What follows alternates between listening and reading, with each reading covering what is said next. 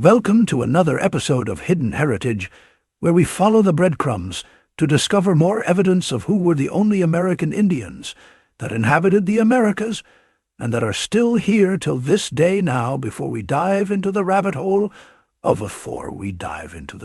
Truth. If you're new to the channel, please like, share, subscribe, comment your thoughts down below, and turn on post notifications. Should be informed of our next upcoming episode. If you're already subscribed, welcome back to the channel, and thank you once again for your unwavering support. Please continue to like, comment, and share so more people can witness the truth. Let's dive in, all right? So before we begin, we are going to take a look at the Library of Congress and read what it says on the West India pilot, who is a British person. By the way, again, in order for them to operate in India or America, they have to take on the title of the actual people. Okay, so we read the West India pilot, who's a British person, containing piloting directions for Port Royal Harbor in Jamaica, and in and out through the Keys, the whole illustrated with the dwarf, describing the ports and bays with the true surroundings, laid down with the utmost exactness. Right, we can find routes within their Americas, and books, and stuff like that, right? From the Library of Congress. We cannot find anything, any kind of exact routes the name. If you got any Navy folks in here, chime in. Can anyone survive this voyage from Africa to America the way that they were described? Okay, like the sea, the currents, all that stuff has to be factored in as we were told, all right. So here we're going to come down here and we're going to start reading. Let me pull the pointer out, right? 1 second, boom, all right. So hold on, all right. So you have a plan on the left, a plan of the harbor of the Port Royal, Jamaica, the Seaman's West India pilot, right? There's a British dude.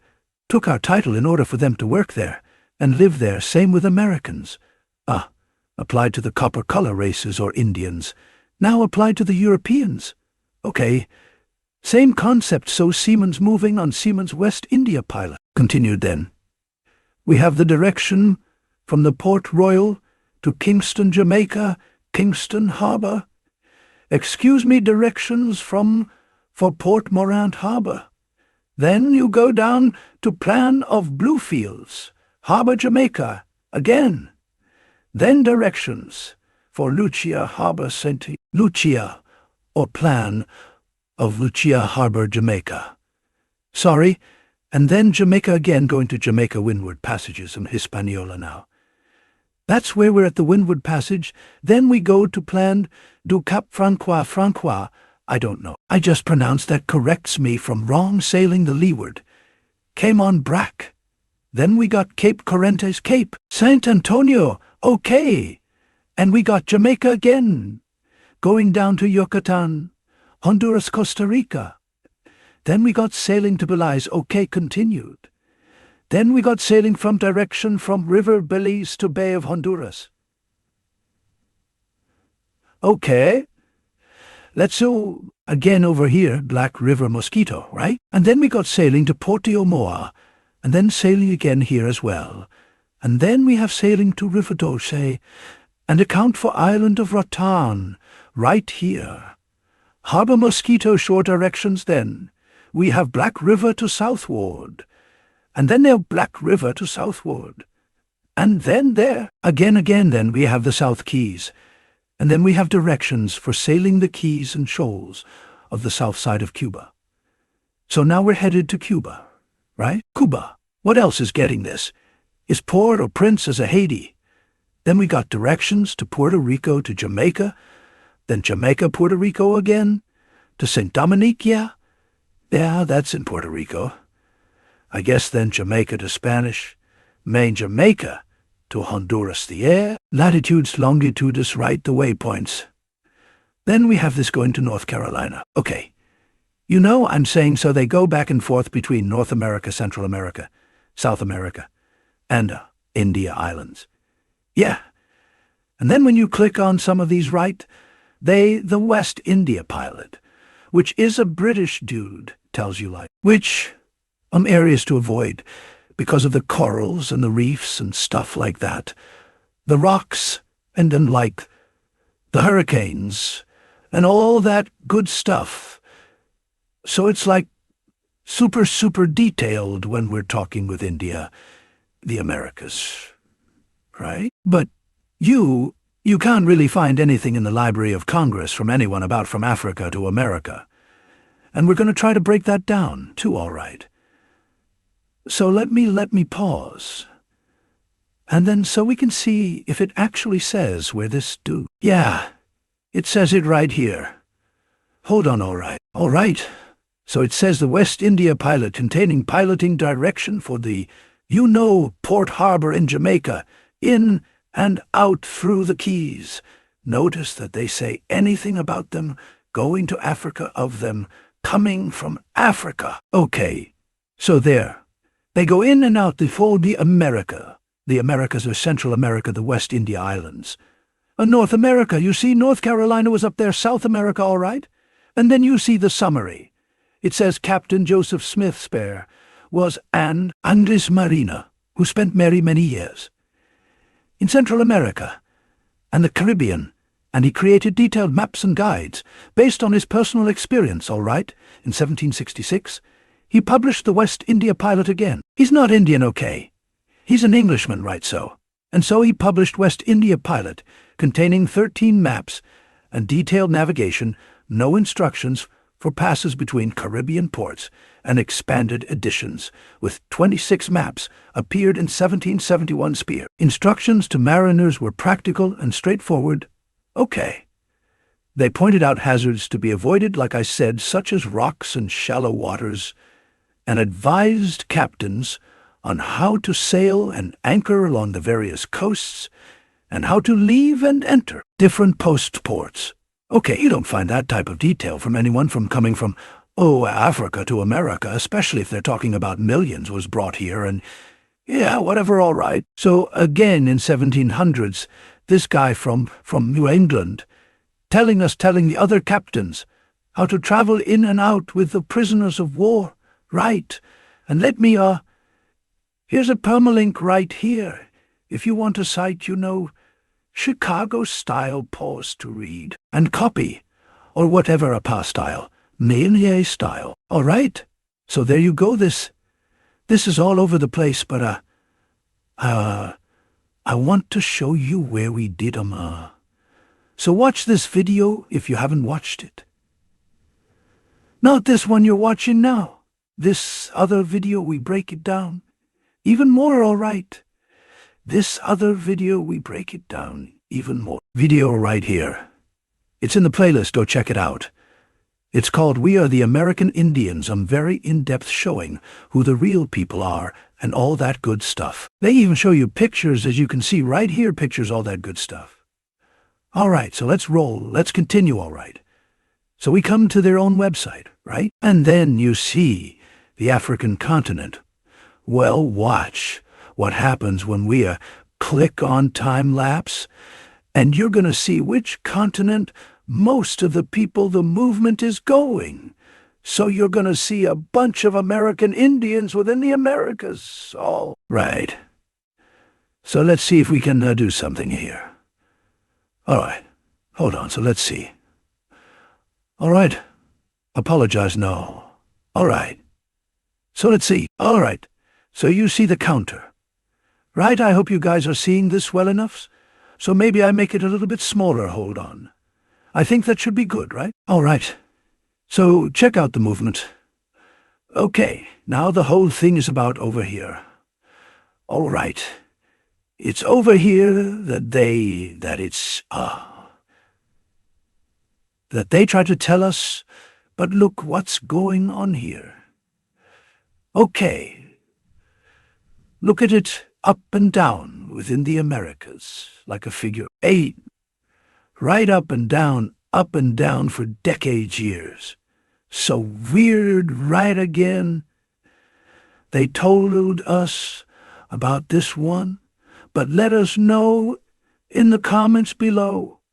Has anyone shown y'all this and told us this? You know, the whole time they're telling us, oh, you came from here to here, but again for the Navy folks or Coast Guard or folks that have experience with the seas, did given what they told us how we was packed like sardines and stuff like that, this ocean from here to here, or here to here, is not really possible when you're talking about millions upon millions of people, or thousands of thousands, hundreds of thousands, tons of thousands. You see the American Indians being in and out of the Americas, these unsee-twosies that's coming from Europe or going to Africa from Africa does not compute what we're seeing before our very eyes. That don't add up but what they were telling us for these folks to be running around here saying, "Oh, I have African blood in me." What is the African ancestor's name? You can't just say that. You have to be able to produce something, a name. But I guarantee you can produce your American Indian side. Easy, because that's where we're from, up and down, barely anything coming from here for us to try to claim a whole damn continent of Europe or Africa or Asia. We came from within the Americas. Okay, so based on what we were told, this is what we were told. How long did it take to get slaves from Africa to America? The Middle Passage itself lasted roughly 80 days on ships, ranging from small schooners to massive purpose-built slave ships, ship crews, packed humans together on or below decks, without space to sit up or move around. All right, so let's break it down with the help of artificial intelligence. Okay, can a slave boat with the technology during 1492 to 1866? Because that's when they claim that they stopped that right in the previous video. Successfully travel from Africa to America today in 2024. And it says a slave ship with the technology from 1492 to 1866 could theoretically. So let's stop right there at theoretically. Theoretically meaning okay adverb in a way that relates to the theory of a subject or area of study rather than its practical application. The method has been studied theoretically. And then following up below that, according to theory, rather than experience or practice. This scenario is theoretically possible, but not very likely. Let's continue again theoretically. Still make the journey from Africa to America in 2024. But it would face considerable challenges due to the natural and modern-day conditions it would encounter. Let's break it down so break it down. Talking about the ship design. Okay, I'm talking about the ship, talking about the navigation folks that they had back then. So let's go to today. Rough Atlantic conditions, the Atlantic Ocean's trade winds, and current remain the same, but modern weather forecasting allows today's. Mariners, to avoid severe storm, a ship from that time period would lack real-time weather data, making it more vulnerable to hurricanes or unexpected storms. Let's continue. Speed. Slave ships typically travel at speeds 4 to 6 knots for 4.6 to 6.9 miles per hour. In comparison, modern ships travel faster and can adjust routes more effectively. To avoid hazards, the slow pace increases the duration of exposure to risk.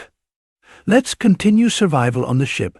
A slave ship from that era would lack modern safety equipment, no life rafts, emergency beacons, or communication systems, proper food and water storage, without refrigeration or desalination systems. Like the desalter kit's provisions would be challenging over a long voyage, medical care, limited remedies for disease or injury.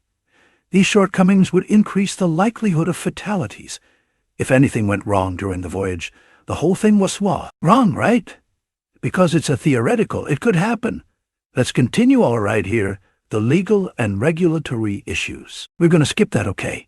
It says comparison to modern maritime standards, feasibility, the technology of the slave ships from the Seminole Wars. That time period was sufficient for a transatlantic travel in their time, with expert navigation, favorable winds and maintenance. Such a ship could still theoretically, so it's not likely, but they are claiming that they brought 12 million right. And then they said, what a few of them they die. So it was only a few again. It's highly unlikely for that to even happen. While feasible, the journey would be inefficient, slow, and dangerous. Yeah, all right. So here is a model of an American Indian. And notice the scars on his back.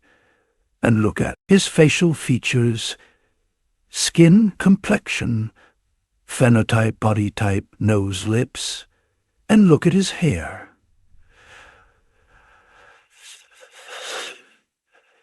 Okay, front and back the type of hair that he has. And look, he's wearing his Indian regalia. A book, we made a video about this book, right? Go check it out. Here's the title. This is the title, America, India, the New World. In the playlist, check it out. The book shows you a whole bunch of Indians and what they actually look like, as you can see by the red arrows. But yeah, check out the whole video. It's a whole bunch in there also.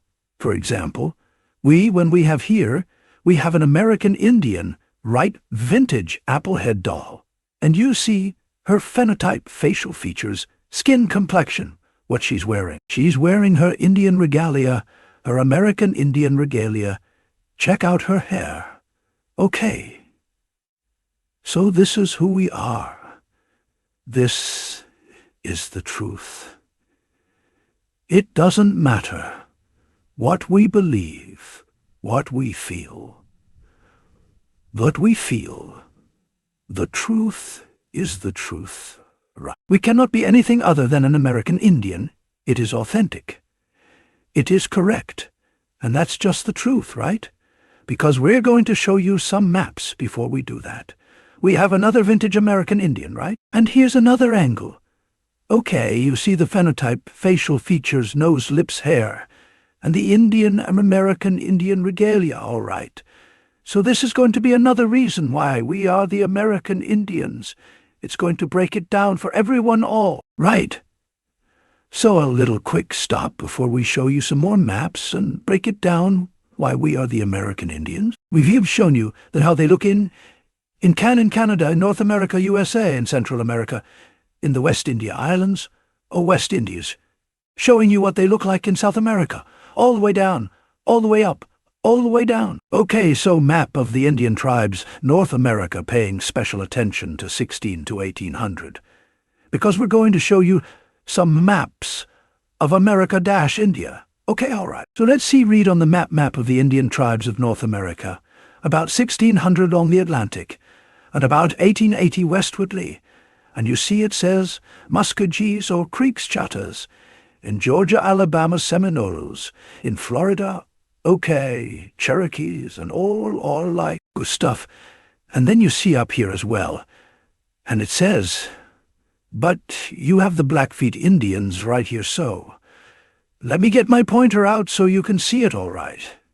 So let's see how to work this thing. Yep, right here. It says, Blackfeet Indians. All right. So let's show you some more maps, okay? So here we have 1633 America-India antique map, and you see the price, $2,750.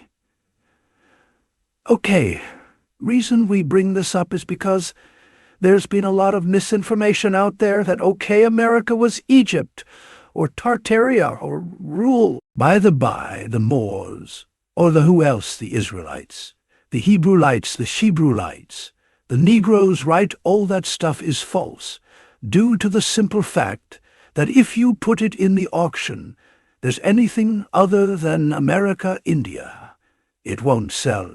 Okay, again.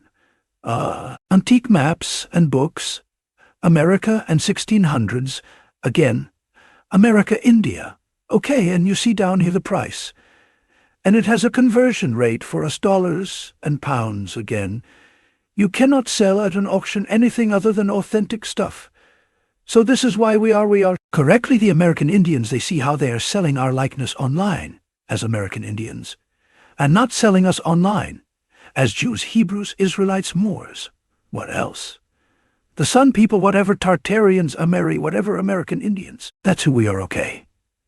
This is for the folks that would use the rebuttal, well, Indians are in India. Here's an antique map of Hindustan, okay, during the same time, circa 1800s. During the same time, those America-India maps are being made, and were being made and still being sold today, okay. Look at the price. And you can see the map of Hindustan. Here is another map of Hindustan. Let's roll in, as you can see right there. And this pop out. And I'm going to show you the year as well, okay? Scroll in again. And let's check out the year. Here we go, 1000. Okay, can buy it. Here's another map of Hindustan again. These are antique maps, so antique. Is from like 100 years ago. And they wouldn't be able to sell an antique map with the word India on there because it wouldn't be authentic India. Hindustan wasn't called India until 1947. We are older than that, right? So let's check out, see if they got the year 1817 Hindustan. Okay, another map, 1831. Hindustan, okay. So yeah, it was Hindustan back then. Or Bharat, or something else. That starts with the letter A. I cannot pronounce it, but you cannot sell these maps with the incorrect data on there. That's why America is India? The correct India today? That's why they are selling it today as the correct, correct name, our correct identity. They're selling it as a correct identity today. All right, it doesn't really, you can't sell it if it's fake, all right.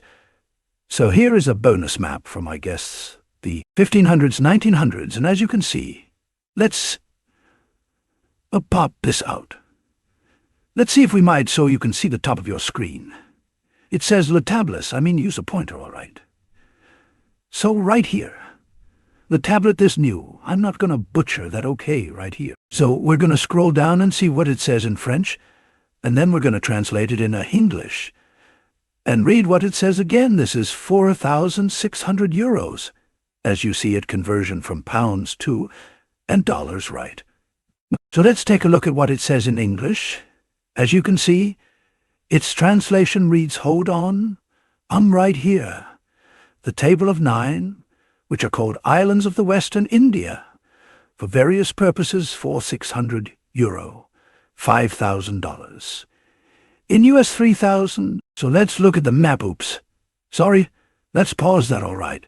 So let's see what India look like. And it has the map of the New World in the 1500 can pull up. So you can see Cuba and Florida. Hold on, so we got Cuba here. Jamaica here, Florida here. And let me show you where it says. Oh, look, Africa over here, Spain over there. So let me show you where it says, like India, superior, hold on right here from Florida. As you can see, the USA was considered India, superior. And that's what it says, India, right here in French as we translate. Again, scroll down the table of the 9, which are called islands of the Western India, for various purposes, yeah. And these are authentic, right? You just cannot slap another name on there. Right, you can't slap like Tartaria on there, or Tamari, or Hebrew land, or Negro land, or more land, or Israelite land, or nothing like that on there and be able to sell it. You cannot do that because that wouldn't mean it would be authentic India or America. It's the only thing it will sell for, all right. Take a look at this picture and check out the people, right? Let's do this, right? Look what the he or she is wearing, the headdress with the kilt skirt. That's Indian regalia over here as well. And he has something in his hand working, right. These are tobacco barrels, even the baby, right, with the headdress. And so let's read what it says, Fleet Street to Virginia Planter Trade Sign on paper. And down here at the bottom, tobacconist trade sign from Horn Tavern in Fleet Street. Right so. Let's see about the tobacco. We have another one here, so check this out.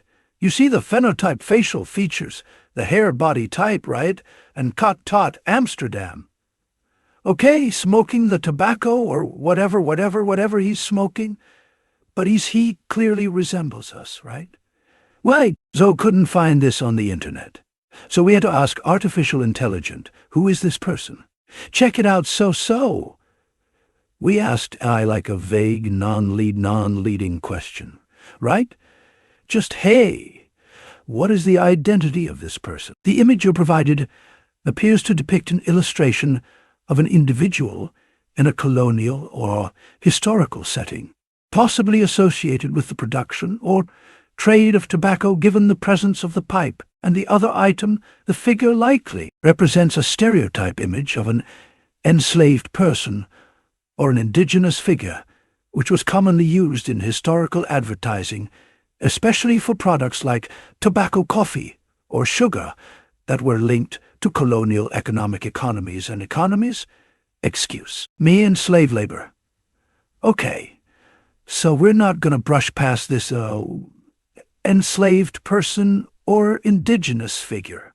Okay.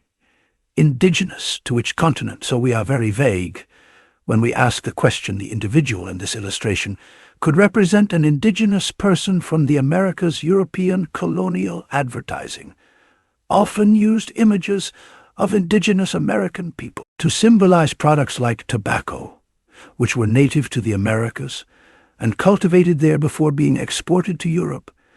This type of imagery helped European markets connect their products to the exotic, in quotes, lands where they originated, often stereotyping indigenous people and associating them with these goods. Okay, even this sculpture, found in antique stores, looks like us. Okay, the complexion, the lips, the nose, the headdress. Okay, I don't know what he's holding in his hand. If anybody know, point it. Let us know in the comments. Look at the jewelry around his neck. Okay, thank you so much for watching. We really appreciate it. If you haven't done so already, please like, share, subscribe, comment your thoughts down below, and turn on post notification, so you'll be informed of our next upcoming episode. Please take care of yourself. Please take care of yourself. Take care of each other. We'll see you guys on the next one. Much love and adoration, American Indian.